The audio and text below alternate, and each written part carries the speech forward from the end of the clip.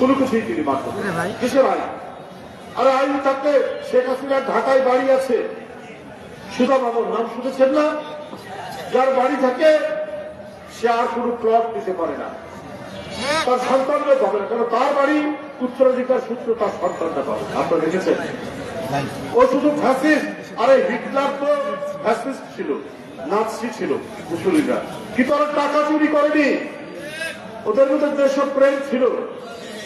ওরা জার্মান জাতিকে বা ইটালিকে পৃথিবীর মধ্যে শ্রেষ্ঠ জাতি হিসেবে তৈরি করার জন্য তারা ঘোষণা দিয়েছে, অন্যায়ভাবে, অযৌক্তিকভাবে এবং বিরোধী দলকে ধ্বংস করে।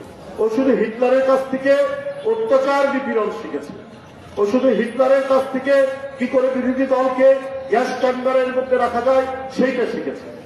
কিন্তু তাদের মধ্যে যে দেশপ্রেম আছে, যে তারা টাকা পাচার করেনি, টাকা লুট করেনি, তারা প্লট দেয়নি, এগুলো কিন্তু শেখ হাসিনা শেখেনি।